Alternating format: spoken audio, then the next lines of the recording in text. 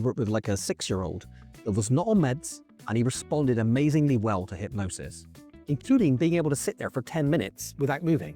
Even though I did say to him, in hypnosis, we're allowed to move. But one week he just sat there, didn't blink. He just sat like a statue for like 10 minutes. 6-year-old, no meds. And I was like, okay, well, you don't have to sit still all the time, but hey, at least you know you can if you want to. And I suppose that's it's kind of a bonus, you know? He went off to get his mum and say, yes, Jamie, I'm going to get mum, wait there. And he went and grabbed his mum. Mum came in. And he said, mum. So I said, Jamie, tell mum, what happened? What did I do? I said, oh, well, I said he doesn't have to sit still. In hypnosis, we're allowed to move. But he did sit still for 10 minutes, which is a pretty long hypnosis session for a 6-year-old as well. And max probably would be 10 minutes. He was very young, so he was responding to that kind of like, you know, he wants a pat on the back, say, well done, you can do that.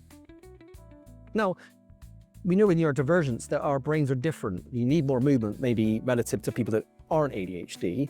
So I'm not saying that that's the goal. I'm just saying it's a flexibility. Flexibility is like, well, I could if I wanted to, but I don't have to.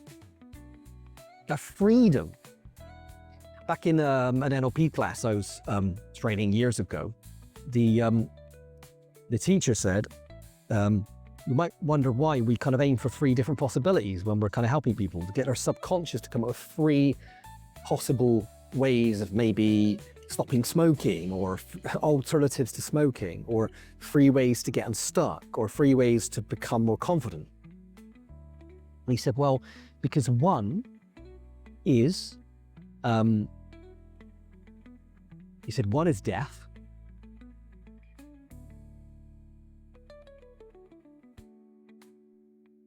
2 is an option, but that's kind of what we give to children. It's kind of like the illusion of choice. When I was a care worker, it was always kind of, if we said no, we would have lots of challenging behavior. So we were like, do not say no. Give an option. We can do this or we can do that. And then you need to do that with children. Because if you just say, what do you want to do today? They could get upset. Well, I can't go to the zoo because it's closed. We can't go to Florida right now, it's too far away. Like we have to wait until we go to Florida, to Disneyland or wherever. So give an option, they feel like I've got some control here. But as an adult, he said 3 is the beginning of choice.